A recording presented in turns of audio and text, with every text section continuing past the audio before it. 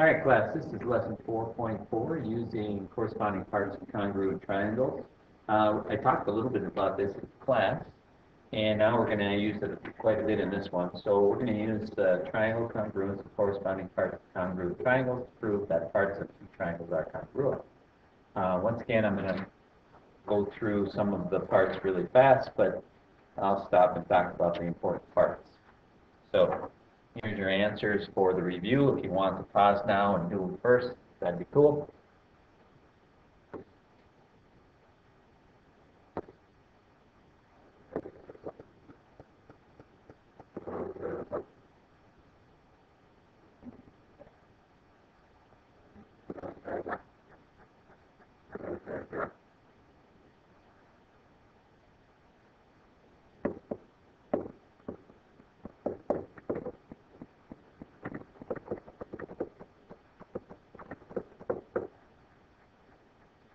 All right, on to the lesson.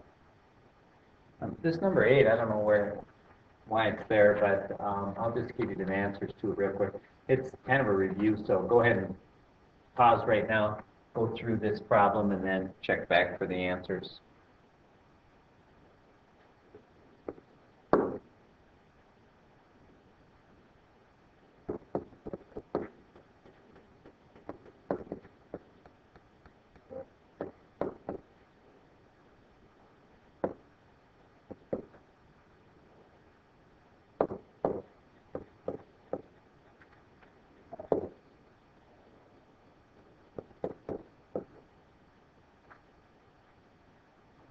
All right, so we're going to use the corresponding parts. I'm going to write this up here. Corresponding. This is a theorem. Corresponding parts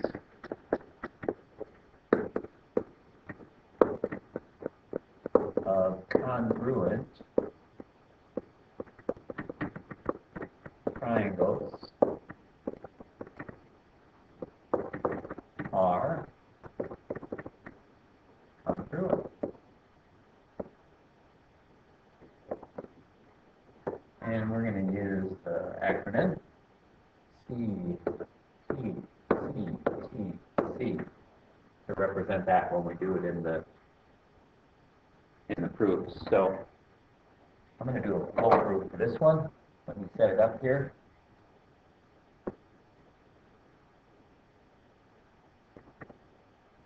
All right, so what we're going to do is we're going to prove that we have two congruent triangles, and we're going to use the new corresponding parts of congruent triangles are congruent to show that our angle T is congruent to angle X. So that's what we're trying to prove.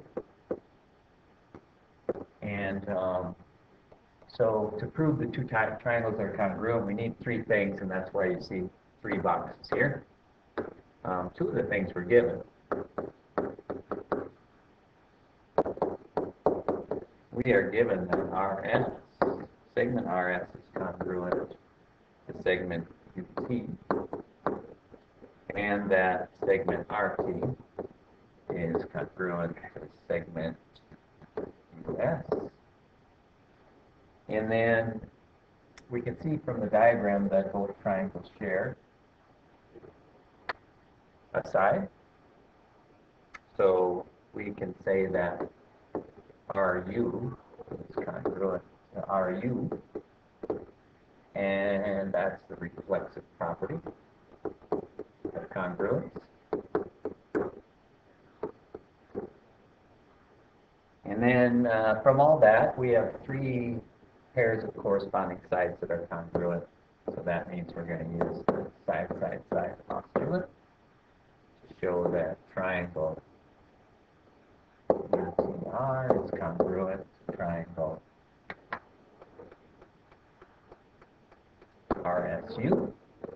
And since we have two congruent triangles, we can say that the parts of the triangle, which includes angle T and angle S, those are corresponding angles that they're congruent by. The corresponding parts of congruent triangles are congruent.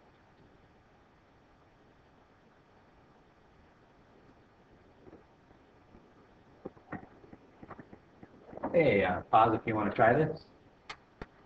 The answer's up for you.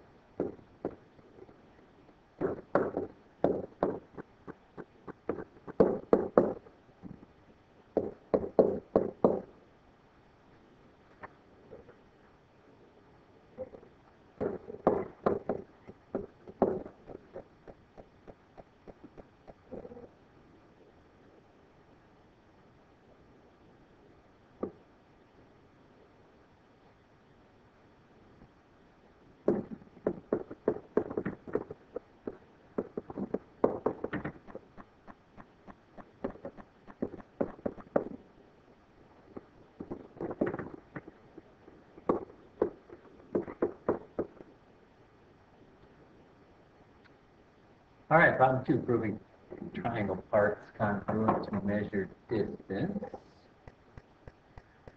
All right.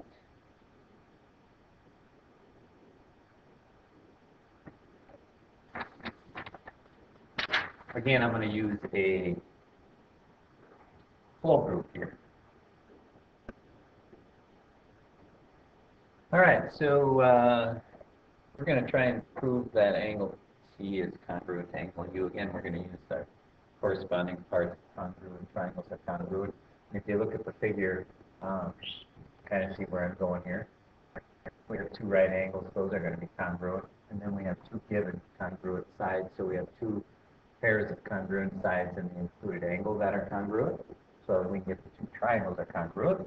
And if the 2 triangles are congruent, then the parts of the 2 triangles are congruent. So we have a given that segment RS is congruent segment US, and we have a given that segment RT is congruent to segment BU, and we are also given that angle R and angle B are right angles.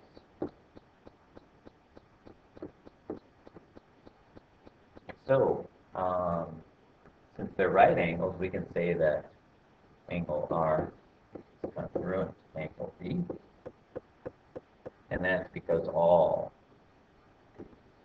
right angles are congruent.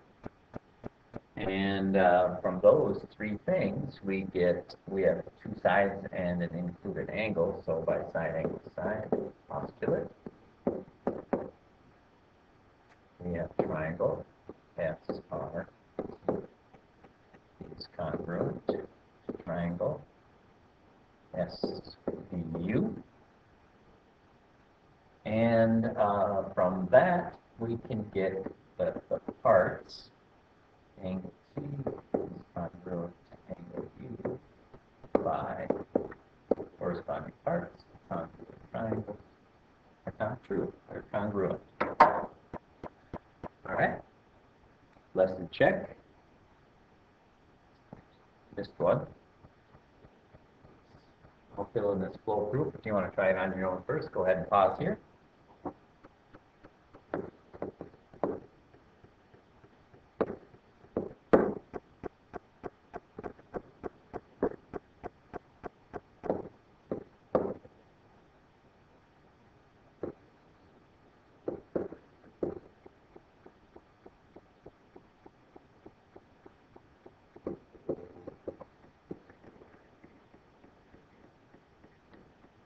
All right, and the lesson check.